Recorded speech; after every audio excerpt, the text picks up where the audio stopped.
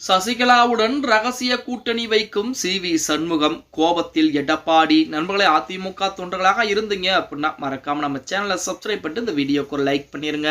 அனைத்திந்திய அண்ணா திராவிட முன்னேற்ற கழகத்தை பொறுத்த வரைக்கும் நம்ம அனைவருக்கும் தெரியும், மிகப்பெரிய கடல் போன்ற இயக்கம். 2026 சட்டமன்ற தேர்தலில் வெறும் ஒரு வெற்றியை பதிவு செய்யக்கூடிய ஒரு இயக்கம், தமிழக மக்களுக்கு நல்லாட்சியை கொடுக்கக்கூடிய ஒரு இயக்கமாக 2026 சட்டமன்ற தேர்தலிலே இருக்க போகிறது அப்படின்னே கூட சொல்லலாம். அதிமுகவிலே உள்கட்சி பிரச்சனை என்பது மிகப்பெரிய அளவிலே நடந்து கொண்டிருப்பதாக ஊடகங்கள் தான் செய்திகளை சொல்லிக் கொண்டிருந்தாலும் எடப்பாடி பழனிசாமி அவருக்குரிய வேலையை பார்த்து கொண்டுதான் இருக்கிறார். திமுகவை பற்றி எந்த ஒரு செய்தி வந்தாலும், திமுகவை நீதிமன்றங்கள் தமிழக அரசு எச்சரிக்கை கொடுத்தாலும் அந்த தகவல் எல்லாம் எந்த ஒரு மீடியாக்களும் வராது. ஆனால் அதிமுகவிலே ஒரு சின்ன எறும்பு விழுந்தாலும் கூட, துரும்பு விழுந்தாலும் கூட அது மிகப்பெரிய அளவிலே ஊதி பெரிதாக்கப்படும் அப்படின்னே கூட சொல்லலாம். தான் சி.வி. சண்முகம் தற்போது சசிகலாவுடன் கூட்டணி என்பது வைத்து விட்டார், எடப்பாடி பழனிசாமிக்கு எதிராக இறங்கி விட்டார் அப்படிங்கிற மாதிரி செய்திகள் என்பது வெளியாகி கொண்டிருக்கிறது.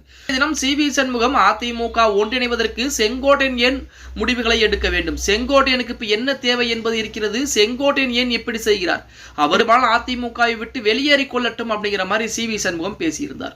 அன்றைய தினம் சி.வி. சண்முகத்துடைய பேச்சு என்பது அப்படியே அந்திர்பல்ட்டி அடித்திருப்பது போலத்தான் இருக்கிறது.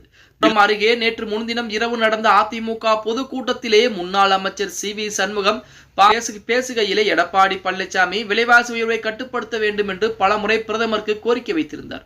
போது அனைத்து பொருட்களுக்கான வரி என்பது குறைக்கப்பட்டிருக்கிறது. அனைத்தும் விலை குறைந்ததுக்கு காரணம் அதிமுக மட்டும்தான். தமிழ்நாட்டில் இன்று அதிமுக பாஜக கூட்டணி என்பது ஏற்பட்டிருக்கிறது. இந்தியாவில் 11 ஆண்டு காலம் ஆண்டு கொண்டிருப்பவர் பிரதமர் மோடி. உலகமே திரும்பி பார்க்கக்கூடிய தலைவர் மோடி. பாகிஸ்தானை அந்த நாட்டிற்குள்ளே சென்று அடித்து நொறுக்கியவர் தான் மோடி அவர்கள். மோடியை பற்றி பேசுவதற்கு யாருக்குமே தகுதி என்பது கிடையாது.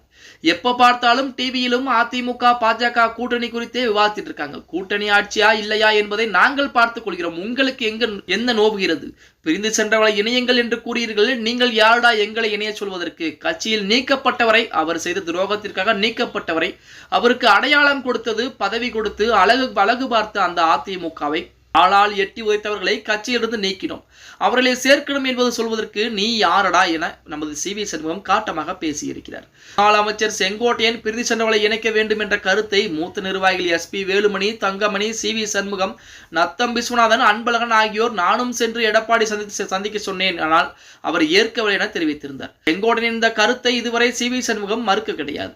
இவர் அப்படி பேசக்கூடிய அந்த வேளையிலே அவர் பேச்சிலே OPS மற்றும் எதிர்ப்பு மட்டும் தான் இருக்கிறது.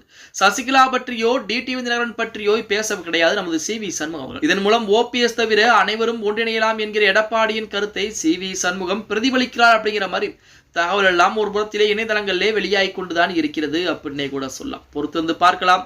நமது சி.வி. சண்முகத்தை பொறுத்த வரைக்கும் எடப்பாடி பழனிசாமிக்கு முழு ஆதரவுகளை கொடுக்கக்கூடிய ஒரு நபராகத்தான் இருந்து கொண்டிருக்கிறார் அப்படின்னே கூட சொல்லலாம். ஓகே காய்ஸ், வீடியோ பிடிச்சிருந்தா மறக்காம லைக் பண்ணிருங்க.